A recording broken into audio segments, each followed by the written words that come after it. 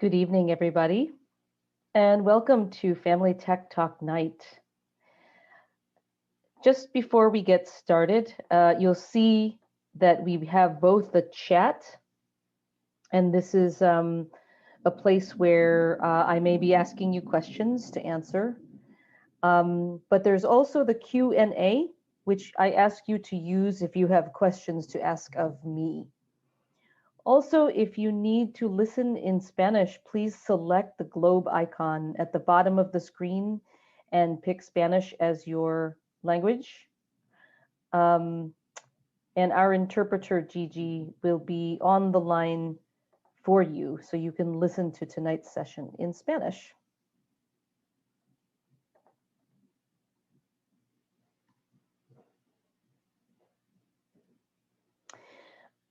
Also, I want to just remind you that at the end of this session, when you close out of Zoom, there will be a survey available to you.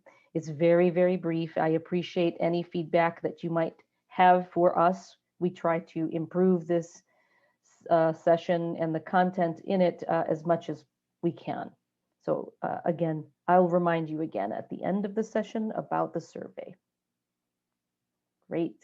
So welcome everybody again to Family Tech Talk Night, brought to you by Trend Micro and PTO Today. My name is Lynette Owens, and I am the founder and global director of Trend Micro's Internet Safety for Kids and Families program. And I've been doing this work for 13 years. I have a 17-year-old daughter and a 14-year-old son. And over the course of that time, have actually lived through all of what we're going to talk about tonight. We do this in partnership with PTO Today in order to offer these educational sessions to families all across the United States at no cost to you. We feel this is an important service that we can provide to the public. So we have been doing it with PTO Today for 10 years now, and we will continue to do it for many more. So with regard to all of you, I'd like to welcome those of you who are representing these schools tonight. Thank you for joining us. And for anybody that needs an attendance code, some schools typically ask us for some way to acknowledge or to confirm that parents from their schools have attended tonight. So what we decided to do, because there's multiple schools at every event, is to assign you a specific code. So if you want to write this down, you may not need it, but if for some reason you need confirmation that you attended tonight's event, that is the code assigned to your school, to the right of your school. I will show the screen again at the end of the session. All right, now I'd like to get to know you a little bit better. So welcome, and please put in the chat, by the way, where are you dialing in from? Where are you dialing in from? Put that in the chat so we can see where everybody's from. But let me start with this first question. How old is your oldest child? Please use the polling options. Are they A, 5 years old or younger, B, 6 to 10 years old, C, 11 to 14 years old, or 15 or older? How old is your oldest child? Again, I've told you my oldest is 17 now. And while I worry about her with technology, she's also driving now. And that's a different kind of technology that we all get to experience as parents at some point. Okay, great. So it looks like most of you, well, it looks like there's a tie between those of you with your oldest child. Oh, no, we got another answer there. It looks like most of you oldest child is 6 to 10 years old, but we've got representation all across the age spectrum. So regardless of how old your oldest child is, I want to congratulate you all for making it through this very challenging year. So congratulations on that. We're almost there, and maybe some of you are done with school already. Another thing I'd like to find out from you is, what are you most interested to learn about? Um, Again, use the polling options. Is it A, managing screen time for my kids? B, helping them stick to age appropriate content? C, ideas for positive uses of the internet? C, dealing with bullying or hate? D, ideas for positive uses? And E, not sure. I'm just trying to learn something new. What are you most interested to learn tonight? And this will help me decide how best to spend our time. Okay. All right. Well, this one's not so surprising that the majority of you are looking to talk about sticking to age appropriate content. You know, given that a lot of you have kids in the 6 to 10 years old age range and younger, and even those who are 11 to 14, I do definitely understand this. So we are going to talk about all of these things tonight. We will cover all of these things tonight, but I just know to spend a little bit more time on that particular topic, given your your interest. So thank you. I think it's important to not only acknowledge that a lot changed this past year. We could all write a book about the ways in which life changed for us this past year, and that includes our relationship to technology, and also our children's relationship to technology. And maybe some of you experienced a little bit of guilt because you allowed a lot more screen time than you would have liked to. But I do want to say to you that you shouldn't, because you made the decision to keep your children home, um, safe, your family safe, and your communities safe by doing that. But you also recognized that children, as part of their health and well-being, need social connections. And honestly, technology was a lifesaver for so many of us, most especially children, in order to make it through this difficult year. So as you think about what you experienced, and as you come to the other side of the pandemic, do take a moment to think about the ways that you might have used technology in new ways that you didn't before. And some of those new ways you want to keep, and some you may not. But don't forget what you learned from that experience and take the good that we learned from it. You know, many of us learned what Zoom was for the first time in the last 14 months. Zoom has been around for a while. It's been used in corporate settings, but now it's a very common tool that even my mother knows how to use. And so if Zoom became the way to stay connected to far off family and friends, there's no reason not to keep going with that. So that's just an example. Don't wait till it's over, but reflect on it now. So while a lot changed this past year, some things did not. That includes the fact that our kids still need our guidance when it comes to technology use. And one of those reasons is because the risks to them are still there. Many of the things that you said you want to hear about tonight. There's still content out there that's not okay for them. There are people out there that maybe you don't want them communicating with or connecting with. And overuse is one that I think many families became more concerned about this past year. So the risks are still there, but so were the benefits. And we will talk tonight about how you balance this conversation with your children and even among yourselves. That using technology is not just about avoiding bad things, it's also about how we encourage and role model positive uses of the internet for our children. So that is why good digital citizenship and teaching those skills to our children is more important than ever.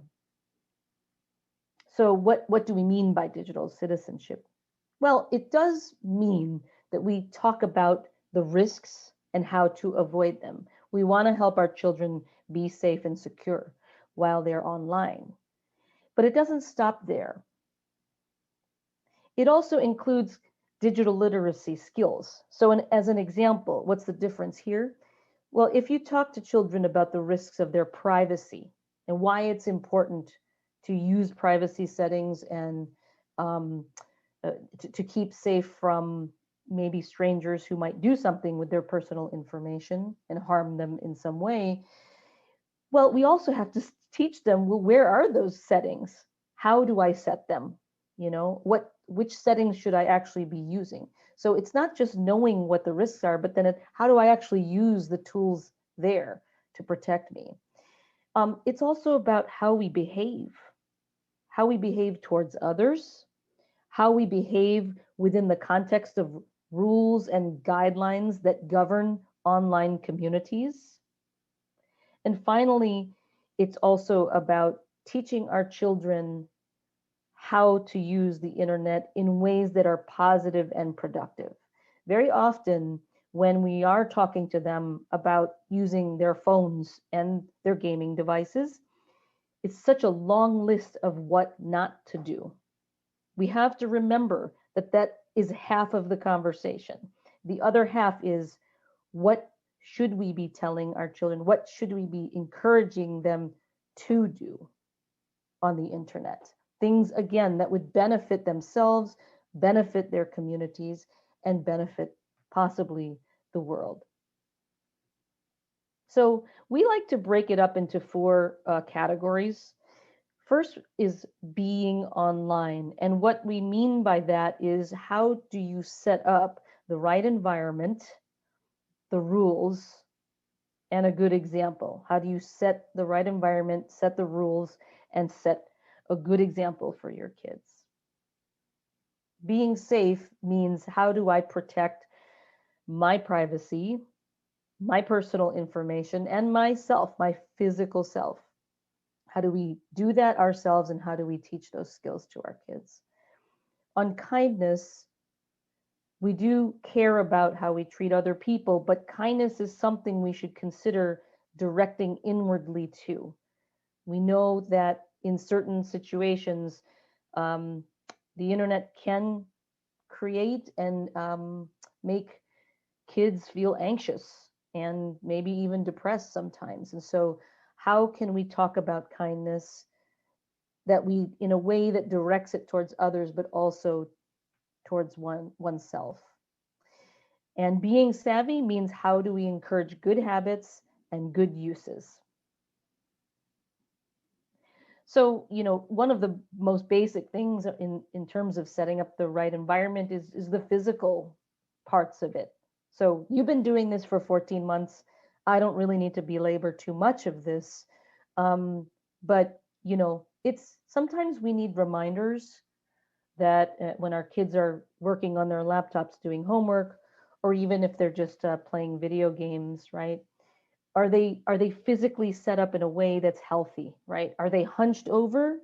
Are their feet dangling off the chair, or are the feet resting flat on something so it doesn't hurt their back? Are they taking rests for their eyes? I like the 30-30-30 rule, which says every 30 minutes, look out the window at something 30 feet away for 30 seconds. It's a good habit that you can start with your children even at young ages. Or just get up and move. Don't just be staring at screens. Even if you're doing homework and you need to, make sure that these habits are forming at young ages. Another part of the environment is the technology part. And I'm going to spend quite a bit of time here on this piece, since many of you said, I'm worried about age-appropriate content for my children. So a few, very quickly, some basics. When you bought a router for your home, it came with a password. The problem is that most people had this habit of never changing that password. So if you haven't done it ever, or you haven't done it in a while, you should do that. Do it tomorrow if you haven't done it in a while. and treat it the same way you do with your social media accounts or your email accounts. You should be changing those passwords regularly too. But another part about using the network so that it's safe for your children and for you is consider separating the network. What do I mean by that? A lot of routers allow us to have a main network and a guest network. So if you want to keep things safe, then your devices, maybe the ones, your laptop for work or a desktop or laptop that has personal finances information, family photos, whatever it is, some devices that have sensitive information should go on the main network. But the devices that your children are using, the iPads, the gaming consoles, the Kindle readers, or those kinds of devices your kids use, put them on the guest network, not on the same one that your sensitive devices are on. Because if something happens to their device, if somehow it is compromised because they accidentally clicked on something or tapped on something and it infected their system, it won't impact your devices, which is on a different part of the network. Wi-Fi extenders are a great way to make sure that everybody in the house has good connectivity, because sometimes one part of the house has bad Wi-Fi. A Wi-Fi extender can help you make sure that's strong everywhere in the house. But the other thing you can do is just talk to your family and say, hey, I need to be on Zoom now, and I know you want to play Xbox, but can you wait till later until I'm done, so that we don't have issues of everybody slowing each other down. There's some really basic things with security that if you're not already doing, you should also do. And the first is making sure that security software is on every device, including phones. And I'm going to be sending out, after this event, to the email address that you use to sign up in Zoom, whatever it is that you use to log into Zoom. I'll be sending out a document that has links to all the resources we're going to talk about tonight. And one of those is a link that you can find the best security software out there for phones, for laptops, and so on. Inside security software is a feature called a firewall. You've got to make sure that is turned on. It's not always on by default. So a firewall is important because it's watching what is okay to come in and out of your device. If it's not safe, it won't allow it. If it's okay, it will. Strong passwords, obviously, and I'll show you an example of how you can do this. Practice strong password skills with your children in a minute. Use two-factor or multi-factor authentication. So what is this? This is like having a second password on top of the password. And almost every app you're using or major email service, whether it's Google or Yahoo or Facebook or Instagram or TikTok, all of them have this option. If you are not turning it on now, you need to turn it on for all of them, because what happens is when you turn it on, you type in your password to go into the account, and then you get texted a code, or it gets emailed to you, whichever you choose, email or cell phone. And that second code you need to enter in order to finally get into the account. It's important because passwords can get hacked, can get stolen, and maybe your child went ahead and shared a password with a friend, even though they probably shouldn't do that. But if they don't have that second piece, that code, that special code, then they can't get into your system. And if a hacker got a hold of your password, they would have to have access to your phone also to be able to get into your account. So please make sure everything, every app, game, device, email account, you have multi-factor authentication on. Finally, if you're ever using public Wi-Fi, never use it without using a virtual private network. There is far too much risk using public Wi-Fi if it's not being done in a protected manner. And a virtual private network is a service that makes sure when your data is traveling from your device to wherever it needs to go, that it is protected while it is in transit. Okay, again, the document that I will email later has a link to some of the best virtual private network options to you. But you could do a search for that right now if you wanted to. Some good habits. Please update everything all the time, especially the apps on your kids' devices. If they haven't updated them in a while, please do, because most of the reasons for those updates are vulnerabilities, security, and privacy holes in the apps that they're discovering all the time. And cyber criminals know, they're very savvy. So if they know there's a vulnerability, they're going to exploit it. So sometimes they figure it out before the company who made the app figured it out. As soon as there's an update, do it. And I recommend do it at night, because you might have a lot of apps. And if you choose to update them all at the same time, it's going to drain your battery. So plug your phone in, do the updates all at once, and go to bed. Do it at night. A way that you can actually make a good, strong password and teach your children good password skills is to think about using a sentence as the password. And what I mean by, and the reason that's important, by the way, is special characters make passwords strong. But the longer the password, the better. The longer it is, it's harder for anyone to crack.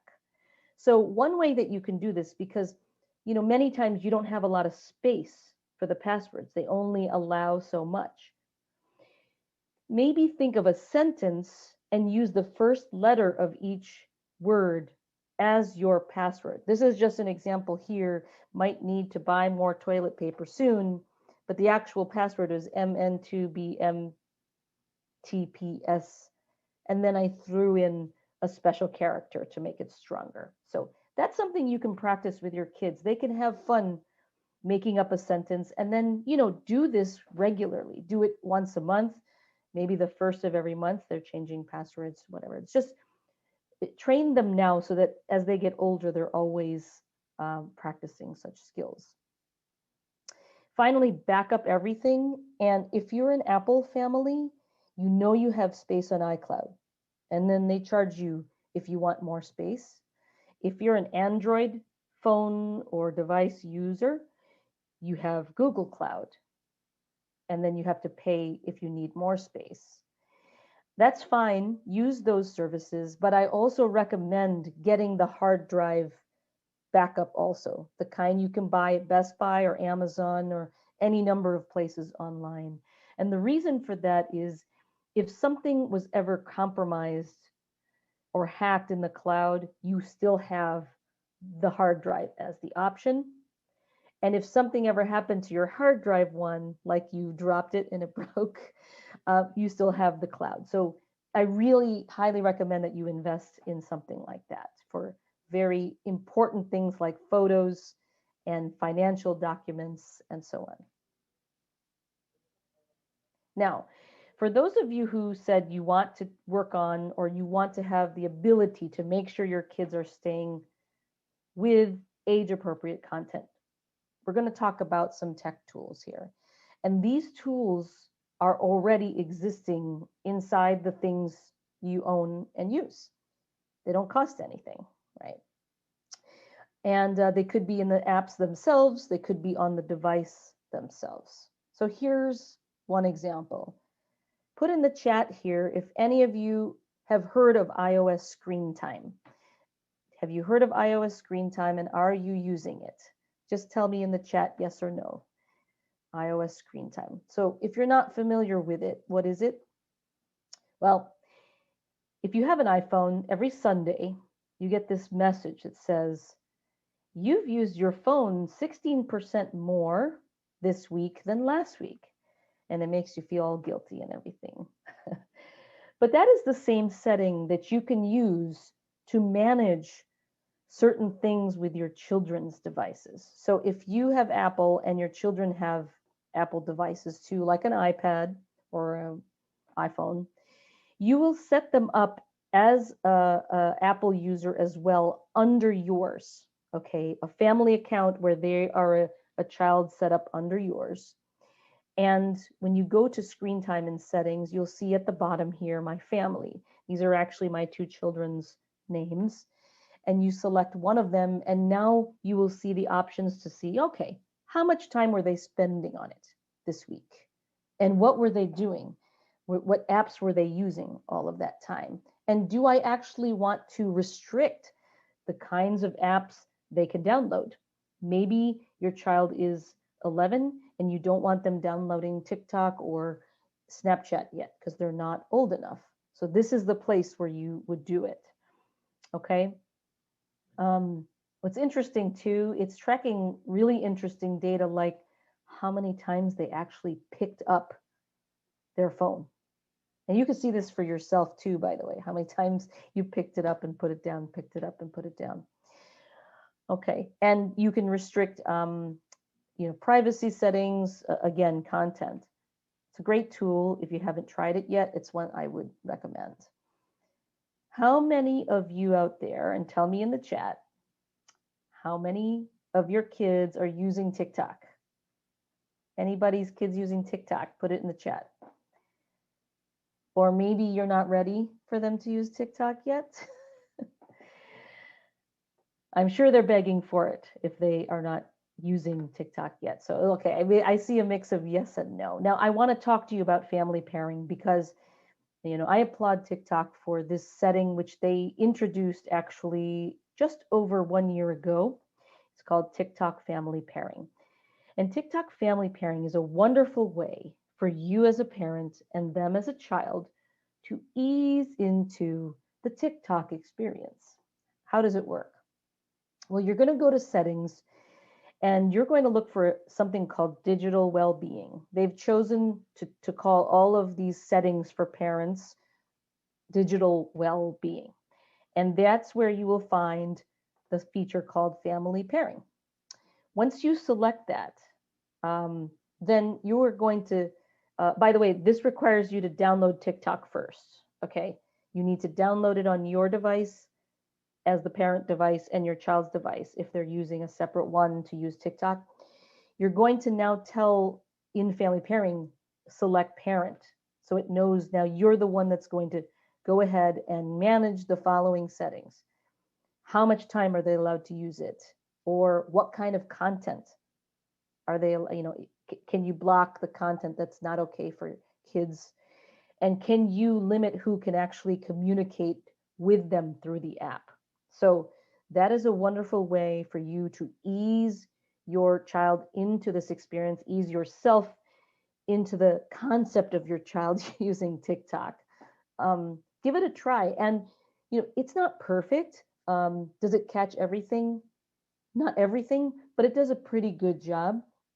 And I recommend if you choose to go this path for your child to use TikTok for the first time, you should try it yourself as well on their device just to see what are they seeing next. After they watch one, what is the next video that's coming up? Any kids out there using Roblox? I know you are. I know your kids are using Roblox because it probably was one of the most popular game type apps over the past year. But go ahead, put it in the chat. Are you using Roblox? Your children using Roblox? Roblox itself is not a game. Roblox is a platform and is a community of games and gamers. And many young people who are on Roblox actually created the games that other kids like to play. It's quite a great app. And great people who work at Roblox, by the way. So if you haven't done it already, the Roblox has done a nice job here. You'll see a video I'm going to show you real quick of ways to protect your kids' safety and privacy. So you go to settings, and you're first going to have to go to security and set up a code, 4-digit code. And you should keep that code to yourself. Do not let your child know the setting. Now, once you have the code, go back to settings and choose privacy. And you can see under privacy settings, you can limit whether they can connect with friends only, no one, friends of friends, and so on. Okay. So this is, I think, if you haven't used these kinds of settings yet, you should consider it. And here's why. There's two things about Roblox you should know of why that's important. Number one, most of the games allow free chat. And that means your child could be playing a game. The game looks very innocent. Like I do the one where I have a bumblebee, and I dig flowers, I collect pollen, and then my bumblebee turns it into honey. And the more I do this, I get another bee, and so on. So seems very innocent.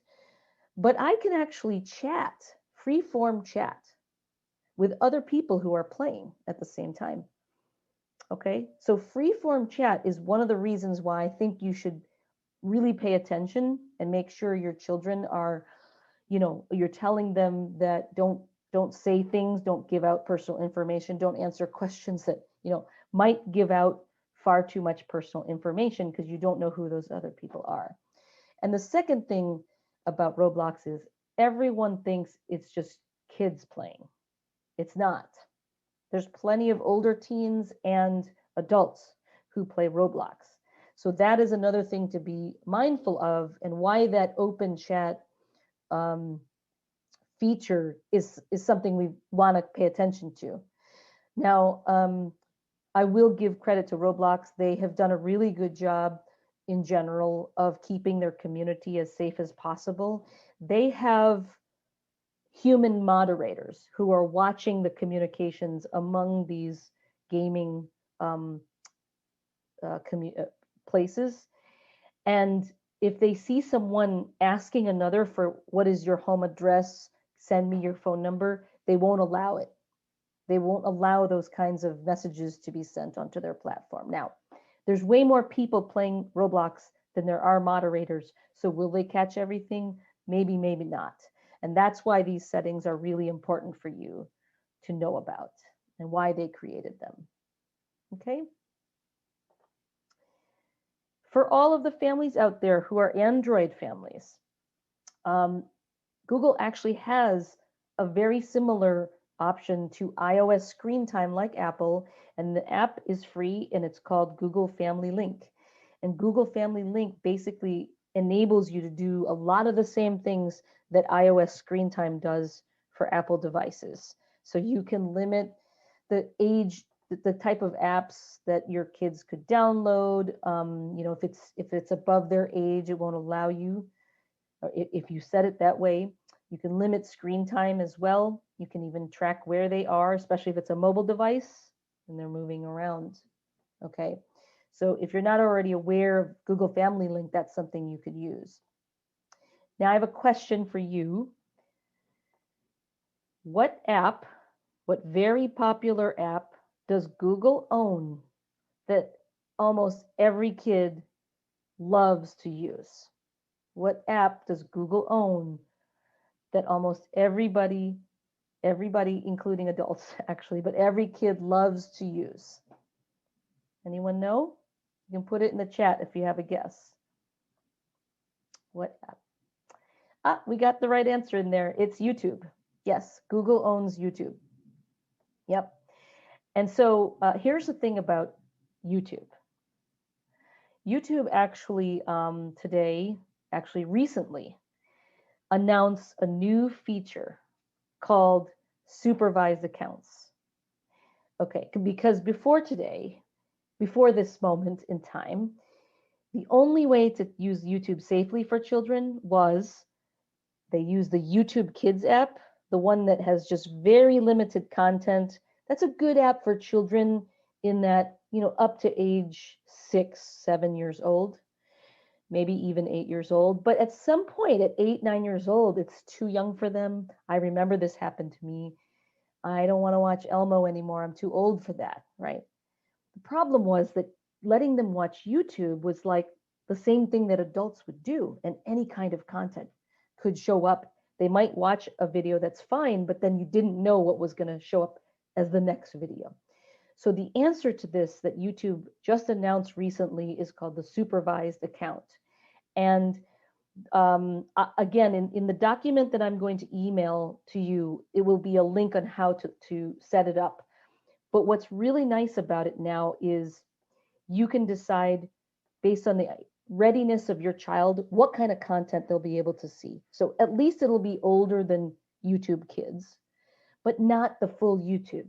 So your choices are explore, explore more, or most of YouTube. And the target ages for these are about, 9 to 11 for explore, 12 to 13, 14 for explore more, and 15 to 17 for most of YouTube. But under the age of 18, this setting will not allow access to pretty much like mature content, basically. So this is a wonderful way to kind of lessen your worry about YouTube because they didn't give you a lot of choices before now. Okay, very, very new. It just happened in the last month. Clearly, you could also do a search right now for YouTube supervised account or supervised experience, but I will include it in the link. Okay. Finally, on a tool, the work that I've been doing is really been focused on education, but we are a technology company, Trend Micro is. We are a security software company. And once in a while, our wonderful engineers come up with ideas.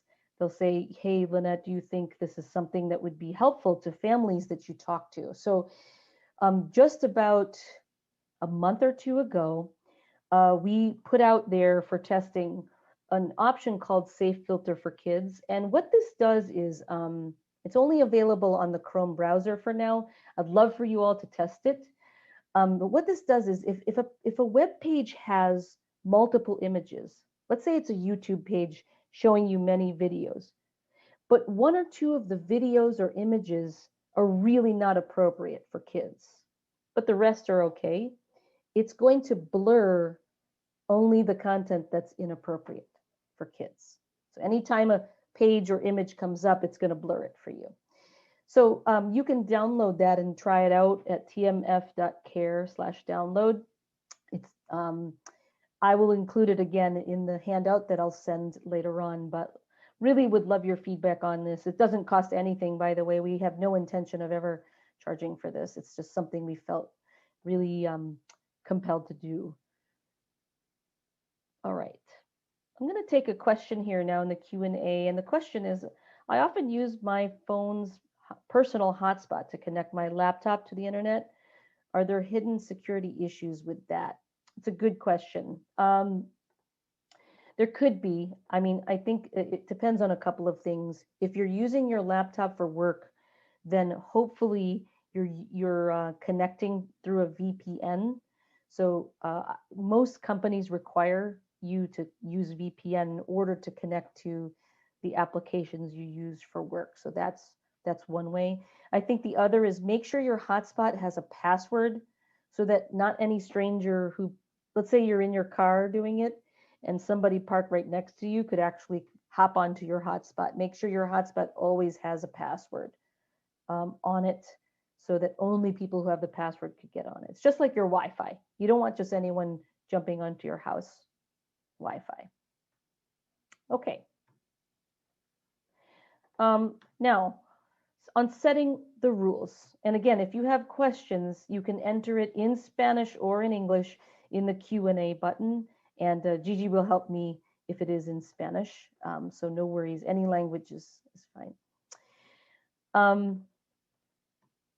Some of you did say you were concerned about screen time. So we're actually going to talk about that in a minute.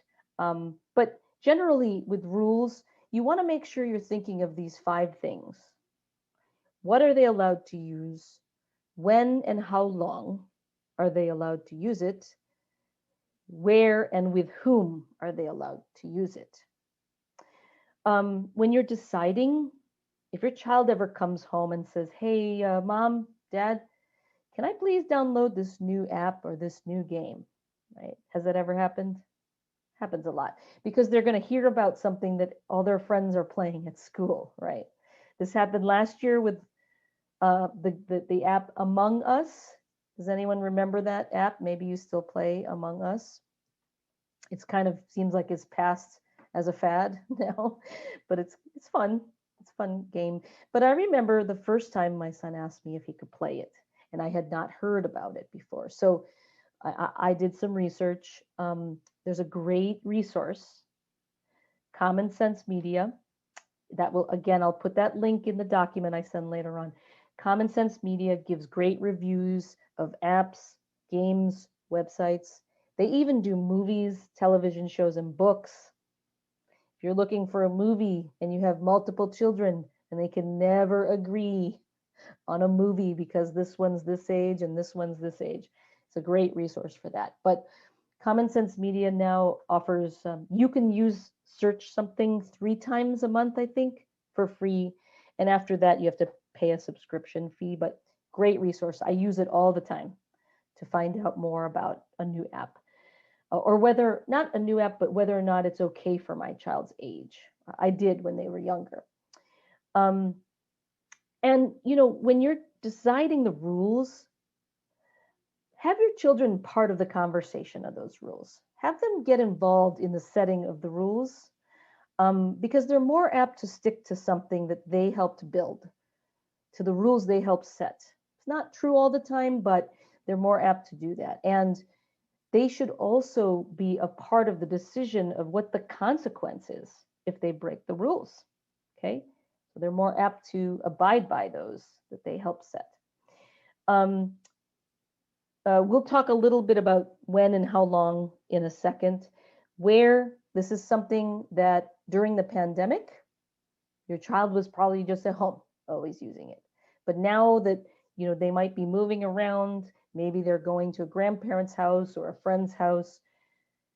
Maybe that friend has a gaming console, and you need to decide if that's okay for them to be gaming at someone else's house or even using their phone somewhere out of the house. And we'll talk about other things to consider, by the way, when you're talking about technology and how you use it as a family versus how other families use it.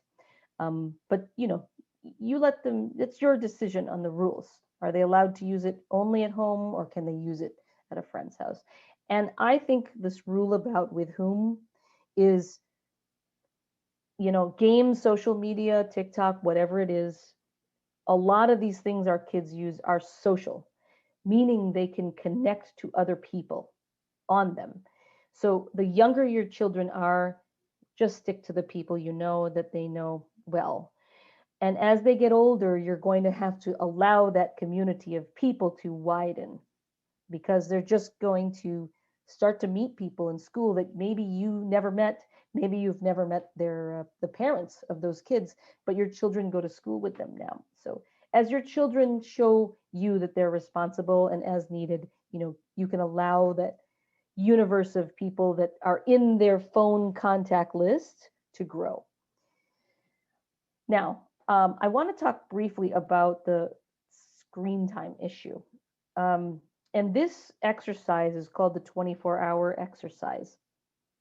It comes from the Digital Wellness Lab, which is a collaboration between Harvard Medical School and the Children's Hospital in Boston. And it's a great way of thinking about screen time and getting your kids to think about screen time. Okay. And the way it works is this.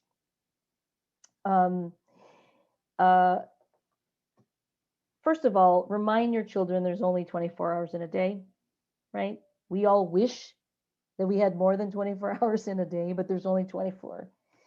And either have them write this down, or you could create a pie chart with 24 slices and they color it in. But ask them these questions. Okay, so how many hours in that 24 hours did you spend to do things that are important for your physical health? So how many hours did you sleep? Have meals or help prepare the meals?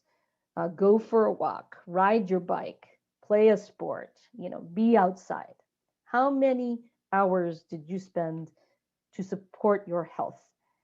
Now, on top of that, how many hours did you spend or are you spending supporting yourself as a learner? So, how many hours were you in school doing homework? Maybe doing a skill, learning a new skill, like a practicing an instrument or some other hobby that you really like or want to learn. How many hours? On top of that, how many hours are you spending or did you spend supporting the relationships that are very important in your life, whether it's for the direct family in your home, friends, maybe it's family who are far away and you did a FaceTime call with your grandparents, for example. How many hours? Now you add all of that up and you realize, okay, maybe there's time left over. And if there is time left over, then it's okay to use screens because guess what? You've done a whole lot of things already in that 24 hours to support yourself in important and healthy ways. However, if that time left over is 6 hours or 5 hours, that does not mean that you use screens for 6 or 5 hours. And that is why the tools that we talked about and the rules that you set are how you can help manage screen time in this orange box. What can you do with this orange box? Some great ideas from different parents over the years has been, creating a menu of things, options they can do during that leftover time, right? Or write ideas in a small pieces of paper, fold them up and put them in a box, and the kids can pick out, what can I do during that time left over. And some of those ideas could be screens. It could be, I get some time on the Xbox or on my iPad. But mix it up with other things that don't involve screens too. Okay. So that's a really important concept, I think, to relay and to relay upon our kids, to really think about screen time in the context of this entire day, every day, where it needs to be filled up. It already is filled up with a lot of other things that are really good and important for us. And if you can balance out your day this way, then screen time is perfectly fine. I think there's just want to close and then I'll take a couple questions here. I think this goes without saying, finally, that we need to set a good example. So what rules do you have for yourself? You can put it in the chat. How do you, if you work from home right now, how do you separate work time from home time? How do you know when it's over? How do you make that separation?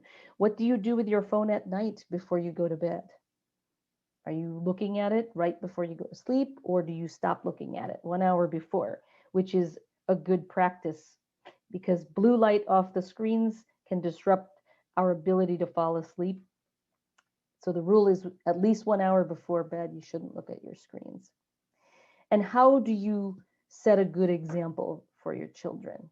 So if you have ideas on the rules for yourself, I'd love to hear it in the chat. I know I have some work to do. I don't always have the best rules, but no phones at the dinner table is definitely one of ours.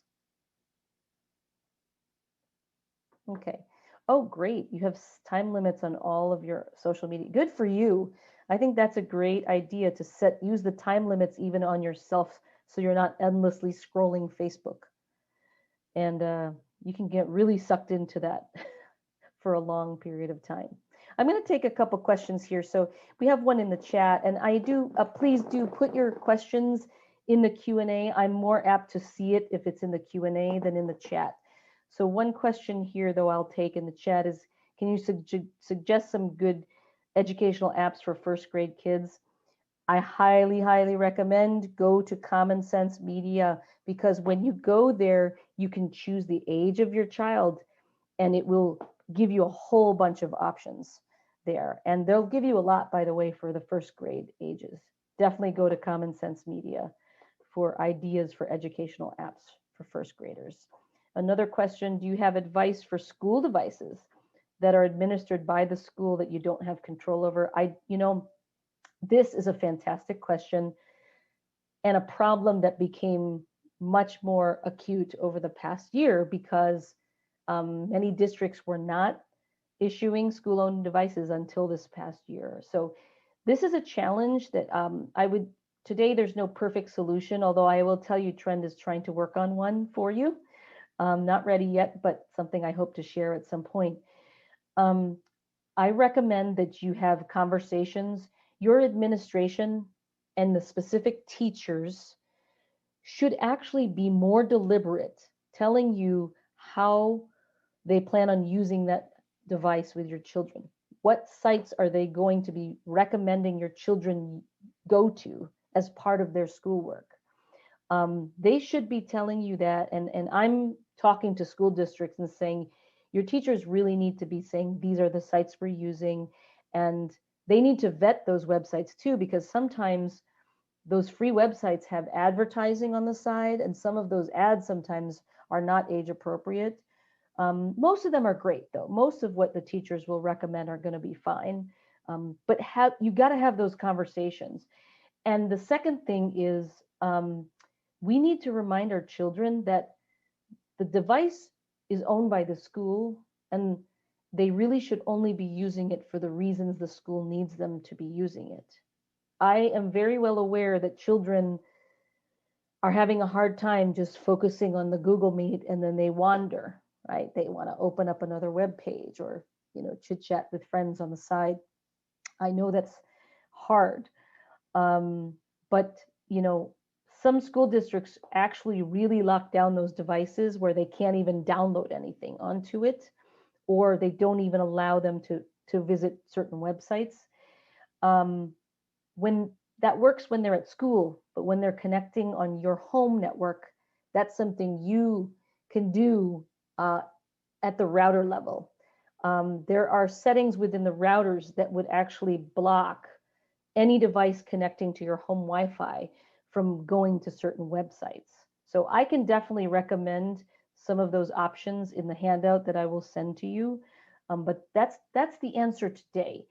I do think having, sort of making sure school districts are more open about the technology uses that are going to be required by the student is something more schools need to be talking about with parents, and more parents need to be asking of their school administration and their teachers.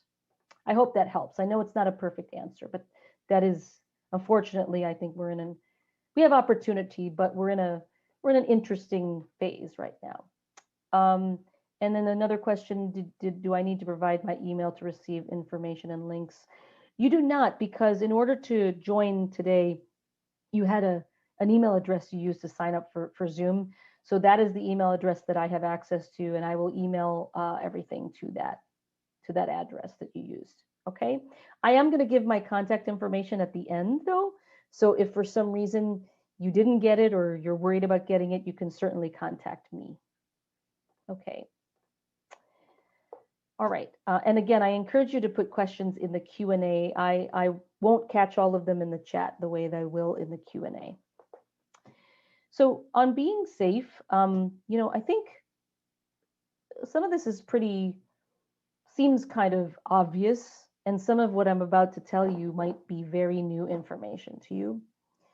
So I think the first thing, obviously, use privacy settings, because, and I'm showing you a screenshot of Fortnite here. Anybody's kids use Fortnite? I know you're out there. Fortnite's been popular for a while. But most apps and games that our kids are using do not have the kind of privacy settings set in the way we would want them by default. We've got to get in there and change it. And I recommend that every time your child downloads a new app or gets a new game, make it a habit, and with them say, okay, where's the privacy settings? Let's see how long it takes you to find them. Let's do it together. That make that a part of something they're doing, so they keep on doing that for the rest of their lives. Because these companies are not setting them private as we want by default. There's two exceptions to that. TikTok decided earlier this year that for anybody under the age of 16, privacy would be set at the strongest levels automatically. And then Instagram followed and decided to do the same thing. But so far, those are the only two I know of that are popular among kids that have it on by default. Everything else, you're going to have to get in and set it. Now, here's another thing about privacy settings, though. I'm showing you here, you know, this long list of things when you download an app for the first time. There's all this legal language, right? We don't read it. We just scroll past it and we hit I accept or I agree. The problem with that is somewhere in that language is a phrase that basically says, you own everything you do on this app, everything you post, every thing you like, search, all your actions. That's yours, right? Your photos, all that stuff. But we, the company who makes the app, we have the right to use that whenever, wherever, and forever. Okay. When you hit I accept, one of the things you agree to are those terms. And the reason that clause exists is because we don't pay money to use a lot of these apps, but we pay with something else. And that is our personal information. That is the agreement. That is the exchange that we make. What does this have to do with privacy? Well, privacy settings help protect us from the people we don't know out there. But they do absolutely nothing to protect our privacy from the company who made the app we're using.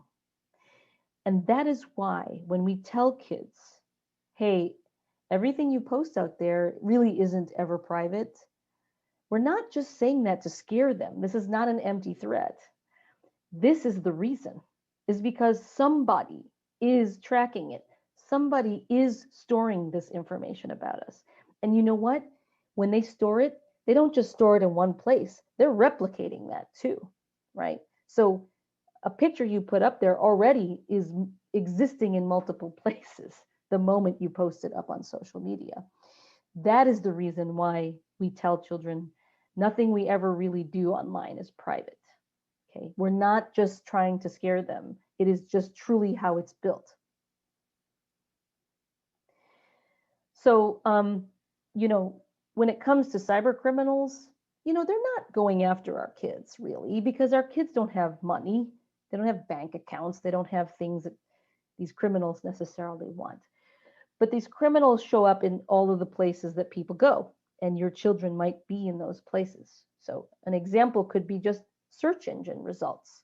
They search for something in Google or Bing, and a bunch of links come up, and guess what? One of those links could actually be hacked, a malicious website that looks legitimate. And as soon as you click it, you've downloaded malicious software, or it leads you to a site that wants information and you're compelled to give it. And so I highly recommend, that's why we talk about having security software on every device that your children use, because because if they accidentally tap on something or click on something and it could be malicious, you will be protected. The best security software options out there will actually block them from going there in the first place. And it's very tempting. Sometimes you see an ad that says, hey, you're going to get, an Xbox if you just click here, or just put in your email address and you might get the new iPhone. It's very, very tempting. So make sure you use security software. Okay, I have another question for you in the polls. Do any of your children have their own cell phone? A, yes. B, no. C, not yet. D, not for a few more years. Do any of your children have their own cell phone? And I can tell you that I allowed my children at the age of when they began middle school is when they got their first phones. But we opted for a Go phone. And I'll explain what that is in a minute. Okay, so it looks like most of you, well, there's a tie between yes and no. And there's a bunch of not yet, but soon, and not for a few more years. And, eventually all of you are going to say yes, right? Eventually. Well, it's great to know this, because there's a couple things about the phone. I think if you haven't had this conversation yet with your children, you need to do that. Okay, and that is this. There's one thing about the phone that every kid really loves, and that one thing is the camera. Who doesn't love the camera, right? You can take selfies, you can take videos, you can do crazy filters and have fun with it, right? You can share those things up on social media or just text them to other people. Camera's great. We have to remind our children, though, that no matter what, they should never, ever, ever, ever feel pressured to turn that camera towards themselves and take a photo that they would not want the whole world to see. Okay? We need to remind our children of that. We are working with an organization named Thorn, and they have been studying the rise, not just in this abusive and bad material about children online, but the fact that there's more self-created images, especially during this past year, during the pandemic, being put out there on the internet. And in their studies, they ask kids, how old were you the first time someone asked you for a nude? That's what they call it. Kids call it nudes. Children as young as 9 and 10 years old. That was their answer. 9 and 10 years old. Now, whether or not they gave one is a different issue, but they were being asked. And these were not older people. These were their peers. These were their peers. So it's really important that we have this conversation before you give the first phone to your child that has a camera on it. Please use the camera in a way that's you wouldn't mind grandma, grandpa, or anybody in the world seeing the pictures that you take. Technically, the creation of, the possession of, and the distribution of images like that of underage children is a felony, right? But they're not going to punish, the police are not going to punish young people who are exchanging such images in the way that they would that someone who's 50 years old, right? But there's also the risk to their reputation if somehow that image gets out even further than perhaps the one person that they wanted to send it to. Many years ago, maybe 7 or 8 years ago, I was asked a great question by a father in the audience, and he said to me, my son is a really good kid, and he has a phone now. But what if he receives one of those images from one of his classmates? The phone is in my name. I pay the bill. I mean, it looks like it's being sent to me and not him. What happens? What do we do? So my advice to you is this, and this is part of the conversation you should have with your children when you give them that phone, or if you've already given them a phone, make sure you do have this conversation with them. If that ever happens and they receive something like that, your child needs to take action. They need to take an action. And that action is this. 2 actions. Number 1, they should tell you about it. They need to tell you about it. And number 2, now delete it.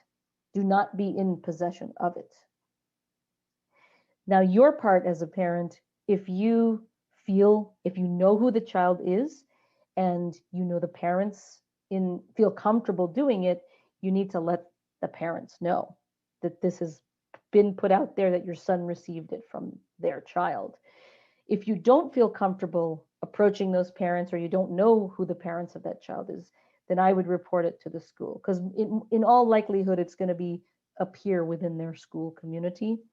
And if that doesn't feel comfortable, or this image came from who knows where, you just don't know who the person is, then I would report it to 1-800-THE-LOST, which is or the National Center for Missing and Exploited Children is where I would say, because you don't know where it's coming from in that case. It's important to take the action though, because if there's an investigation, they're going to know that the image went from this device to this device. They're going to know that. So you don't want to be walking around with it, and you certainly don't want to be sending it on to anyone else. Don't be in possession and don't be guilty of distribution. Just delete it, but report it. Take the action, and that way people know you tried to do something about it. Okay. Now, I'm going to just pause here. It looks like we've got some questions coming in Spanish. Gigi, I don't know if this is, oh, lo siento por, oh, that's okay. No worries that you're late. It's okay. I see you're saying that you were late. No worries. This session is being recorded, so you will have a copy of the recording afterwards. Okay. I think if there's any other questions, please put it in the Q&A if you have other questions, please. On gaming and safety, I will just say this. As we said before, gaming is more social than ever, meaning you can play games with people you know and some people you don't. I grew up with, my first gaming device was Atari, and I played Space Invaders and Pong. And the only way I could play with somebody else is if they were literally sitting right next to me with the other joystick controller. Today, you can play against people who are on another part of the world. So I think that a couple things about those of you who have children who like to do gaming, two things. Number one, look at the games and see if it allows for open communication or preset communication. What do I mean by that? There are games actually that allow you to just chat, and sometimes the language can get really bad. And then there are games that allow you to actually speak live to other people on those games. So if you're allowing your child to play against other people, some advice, if it's not too disruptive, don't let them use the headphones so you can hear the conversations. When my son was playing a lot of Fortnite, I asked him not to have the headphones because I could hear what the other children, and I knew they were only his friends playing, but I needed them to know that I was around and they wouldn't be saying things that were inappropriate. Now, if your child is young enough, I think this can work just fine. But if they're not speaking live, then they might be chatting. And there are games that allow children to chat, but only with phrases that are pre-selected. An example of that game is Rocket League. Does anyone know what Rocket League is? It's very popular on Xbox and PlayStation. Basically, you drive a car and you're just trying to hit a soccer ball into a net. That's it. But your car can do crazy tricks, and it gets quite competitive, actually. What I like about Rocket League is the time counts down, and eventually the game will end.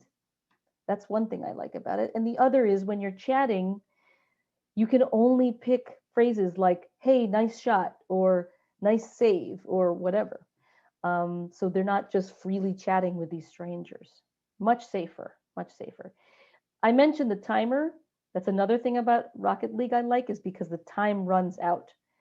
If you have a child that struggles to separate from the games because it's one of those games that can go on and on and on, then do some homework and maybe stick to games that have time limits. FIFA, Madden football, NBA 2K21. These games eventually run out. Even like bowling games, once you do 10 frames, you're done, right? Minecraft, though, can kind of go on forever. So if your child really struggles with breaking away from the games, you might want to steer away from those that don't have any time limits. Okay. All right. We're going to bring it around to the end here on the last two sections. So on being kind. And I think very, very briefly on this, we are already encouraging children at young ages to treat others the way they want to be treated, right? We talk to kids as young as very young that they should be respectful and kind. But for all the reasons we talked about before, you need to remind your children that every action they take, everything they search, click on, watch, people they connect to, post, all of it is being tracked. And therefore, all of those things added up are a picture of who they are. So their behaviors, it's not just important because it's morally and ethically the right thing to do, it's literally being tracked and will reflect on them on the internet. So another thing is that we've got to teach our children to consider boundaries here. So one of those is privacy.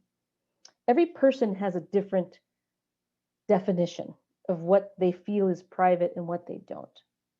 I would love for you to tell me in the chat, have you ever had a time when somebody posted a photo on Facebook and you were in it, or maybe your kids were in it, and you didn't really like the picture, or you didn't like that they didn't ask you?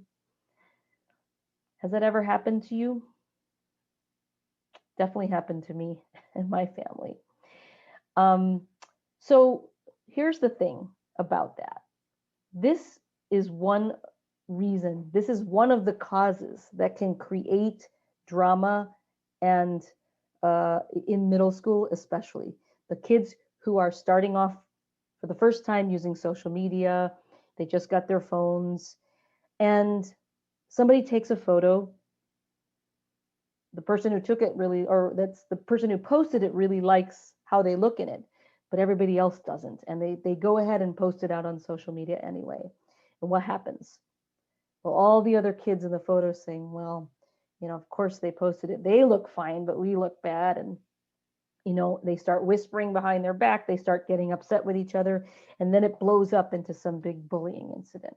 So I think a way that we can avoid those moments is to role model, but also talk to our children. Look, everybody has a different definition of privacy. So you know what?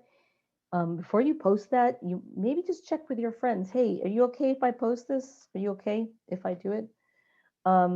And let them hear you doing it too, as an adult talking to your friends, right? And then they will role model that after you. I think we really need to understand that privacy means different things to different people, and we should assume people want their privacy and ask before we share. The other is about family rules and values. And so many of you said your children have phones, but many of you said no, not yet, or no, not yet. So right around 11, 12 years old, 10, 11, 12, it gets really awkward in middle school because there's a bunch of kids who have a phone and there's a bunch of kids who do not. And we as parents, if we are the parents who have allowed our children to have a phone, and everyone has their reasons for it. I did. Because my children were taking the bus, or they're going to be home alone for a period of time for the first time when they entered middle school. But I told them, look, if you're going to text with a group of people, don't forget the kids who don't have a phone yet. Make sure you either let them know about it if you're making plans that way, call them, tell them in person in school, but please remember, not everyone has a phone yet. So don't exclude them because you all start creating a group chat and other kids feel left out. Another thing you can do is, or remind them that, not everyone, even if they have a phone, not everyone's allowed to be on TikTok yet. Not everyone's allowed to use Instagram yet. Not everyone's allowed to play, Call of Duty, or those kinds of first-person shooter games at the same ages. It's no different from getting your ears pierced, wearing makeup, walking home from school alone, watching a PG-13 or a rated R movie, dating, and all of that stuff. Every family has their own values. And those of you, if you feel like you're alone in the decision to wait until your child is 13 to have a phone, you are not. You absolutely are not alone. So we all should respect everybody's values around technology and when it can and should be introduced into our own families. Finally, with kindness, I will just say that as your children start to use social media, and we know this as adults too, they start to associate their personal value to the numbers of likes, followers, comments that they're getting on social media accounts. And it's really important for us as parents to remind them that they are not equal to the sum of those things. They are greater than their likes, followers, and friend requests, and so on. We just have to make sure that children do not associate their value with that. Too many children now are really getting caught up in, oh, look at all my followers, and wanting to do things to get some kinds of affirmation just because they're putting that photo out there or getting all these likes. And we just need to make sure we're balancing that with, making children feel valued in many other ways, not just in social media. Okay. And if it's really getting to them, take a break. Take a break from the social media. Just put it away for 24 hours. Remove it from the phone. Their account is still live. Just remove it from the phone and reinstall it later. These are some healthy things that you can do for them. So be supportive and be prepared. If they ever, experience something that is not nice on the internet, if someone is unkind to them, make sure you're there to listen. Pay attention to the signs if you feel like something has gone wrong. And when you do find good things happening online, share those stories with them. You find them on Facebook once in a while, the feel-good videos that you see. Share those with your kids so they know that it's not all bad out there. There are good people and good things happening out on the internet. With being savvy, there's a couple habits here that I'll just go through real quickly and then take some questions. The first is that it's really hard now, harder than ever, to know what we can trust anymore online. There's misinformation, there are trolls and bots. We don't even know sometimes if an account is a real person or not, because it's too easy to take a photo, use it as our avatar, and open an account on social media, right? Very easy. So one way that you could tell if an account is from a real person or not is to do what's called a reverse image search. Reverse image search allows you to take the photo, copy and paste it into this reverse image search site, and it will show you if that image has actually showed up in other places before, meaning someone took the photo from a website, a magazine, whatever, and used it as their own image. It probably means it's not really that person, right? It's not an account that you can trust. It could be what they call catfish account. Another thing we can't even distinguish sometimes is the information in the news. We don't know if that story is true or not. Is that real or is that misinformation? And so I will just say that it's not just us who are seeing this, our children are too. And the things we can do to stop being fooled by or sharing or acting or responding to misinformation is just pausing and asking questions. Asking these questions that you see here is going to be a good way for us all as a society to not allow misinformation to have any more audiences than it needs to. And while I won't go through all the questions here, in the document I'll send after tonight is a link to the Parent's Guide to Media Literacy Education. And this is, we developed it together with the National Association for Media Literacy Education. It's a great guide to help you talk with kids about, hey, is that ad really selling what you think it's selling? Or is that news story real? Or is that video a hoax? Or is it real? One more question for you all. Last question for you. Have you ever looked up your own name on the internet? Put it in the chat. Have you ever looked up your own name? on the internet? And if so, what did you find? If you looked, have you ever looked yourself up? See? Yeah. Yeah, and ask your children the same, by the way. Ask them if they've ever looked at it. If you haven't done it, do it though, because you're probably going to find your cyber twin. Your cyber twin is someone who shares your name, but is definitely not you. And the reason it's a good idea to look up yourself, especially for your children too, is you may find a cyber twin that has information out there about them that you don't want associated with you. Okay. So if you look up and you say, wow, someone has my same name, uh, but I know that's, let me explain to you, that's not me, right? I never did whatever it is that person did. I live in a different place and I've done different things and so on. The other reason why you want to look yourself up online is you might actually find something about you out there in the public. And it might be good and it might not be good, or maybe it's not bad, but you prefer it to be private. Okay. And sometimes it's information you didn't even post yourself. It could be something that someone else posted about you. So it's a good idea to do this. And you don't actually have to go searching every time.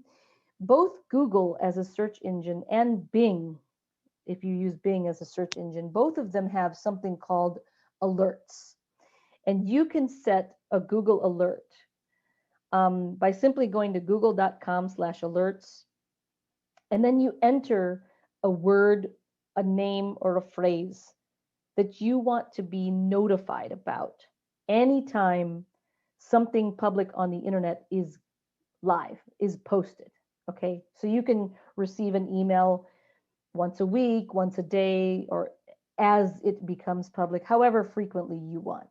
Okay. I highly recommend doing this. I actually use it for my work because I do research about a lot of topics, and so it alerts me to news about those. So it's useful for many, many reasons. Okay. But here's another reason why it's important. Since 2014, we've been following the Kaplan Institute. The Kaplan Institute is the group that actually puts out the guides to help you prepare for some of those tests that kids will take if they're considering college as an option after high school. The PSATs, and the PSATs basically.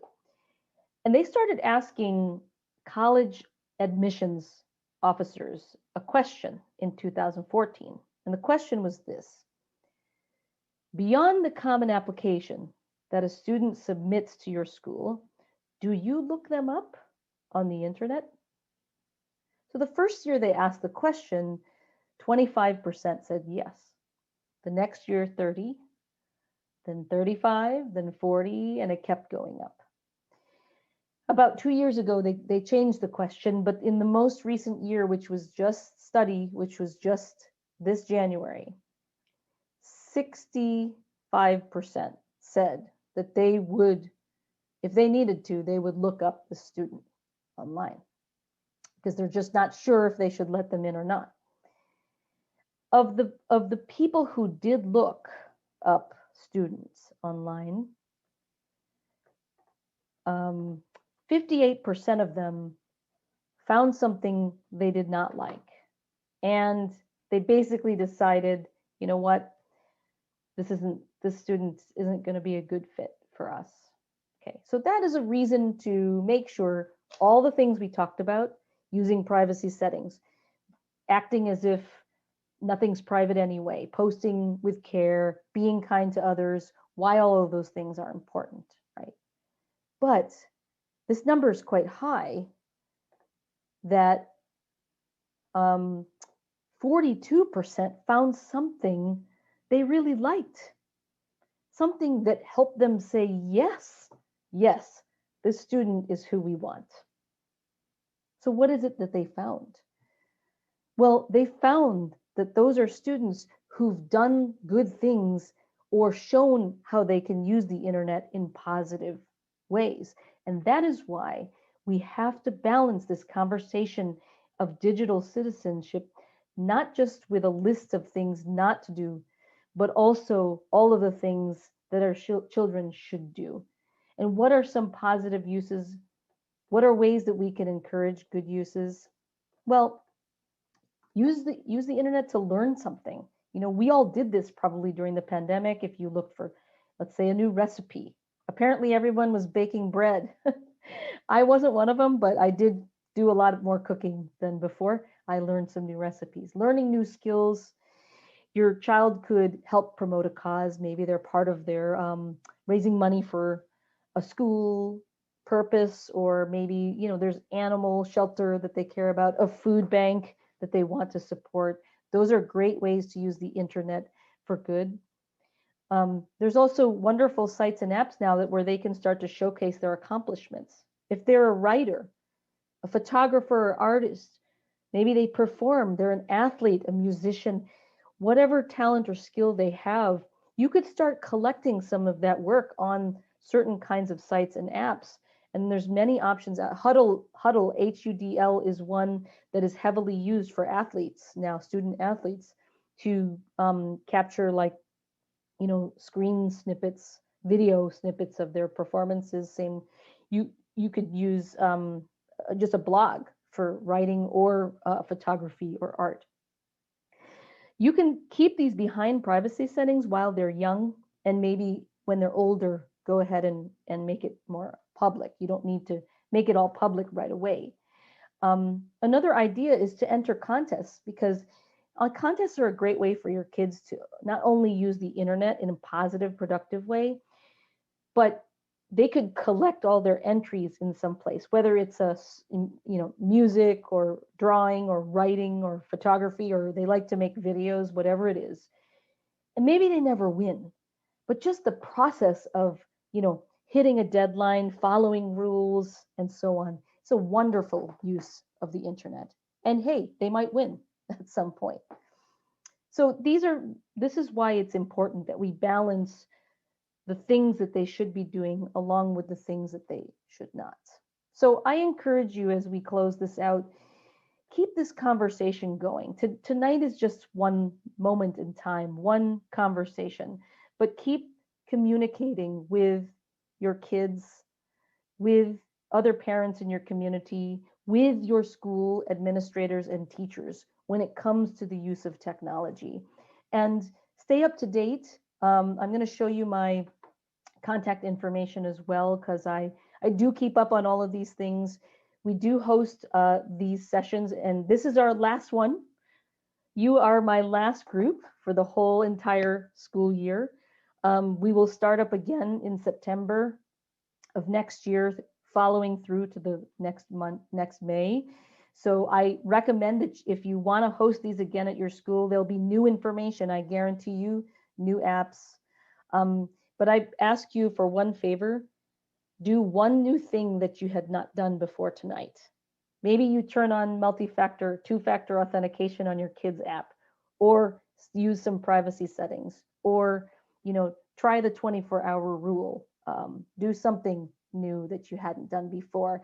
And as I promised, you may not need these, but these are the attendance codes associated with your school. If your school required it as documentation that you attended tonight, please use this code to say, yeah, I was there for the event. Okay, I will include this in the document that I email out to you after tonight. Okay. I know there's a couple questions which I'd like to take in a second, but our resources, again, I'll put it in the document, internetsafety.trendmicro.com. You can find guides in 10 languages, including Spanish. I know some of you were listening in Spanish tonight. And we also have, a bunch of webinars with experts that we hosted over the past year, and they're all recorded. They are all on that website that you see above. There are some really great sessions I highly recommend you listen to. You could even promote them to your school communities. And when you leave tonight, you will see the survey pop up. There might be a problem with it. I've been hearing people having problems with it, but if not, please, I'd appreciate your feedback. If you choose to include your email address, you might be one of 5 people to win a copy of Trend Micro Maximum Security. That will cover up to 5 devices in your home, including phones. Okay. So I do want to get to the questions here. And as I'm answering them, for those of you who need to go, this is my contact information. You need to email me if you want a copy of the recording tonight. I need to have an email. We're not widely distributing the link. It's only for those who were here tonight that contact me. Okay, so question here. Should we put a restriction? The kids can't close the room doors when they are using any gadgets. You know, if there's a couple options. If they can actually be using the devices in a common area of the house that's not too disruptive, that is the preference. That way you can walk by and just monitor if they're using an Xbox and so on. That would be, now if the device is actually in the room, then yes, I would leave the door open so that you can come in and out as you need to. If you're talking about just watching YouTube on an iPad or watching Netflix on an iPad or just using social media, you know, I think it's better that they're just sitting out in a common part of the house to make it easier for you to monitor if you're concerned. Yeah. Again, it depends on what device you're talking about, so I wasn't sure, but you know, certainly I'm a big proponent of gaming devices not being in the room. I think it's better that it's not in the space where they need to be resting, going to sleep. All right. Any other questions? If there aren't any other questions, I first want to thank Gigi Margarita, who was our interpreter this evening, who's been with me through this entire year. Gigi, I could not have done it without you. Muchas gracias. And to all of you for spending your evening with us. We really hope to see you again next year when we will have a brand new edition of the Family Tech Talk Night. I wish you all a wonderful close to the school year, a great summer, hopefully a better summer than last summer, and please be safe.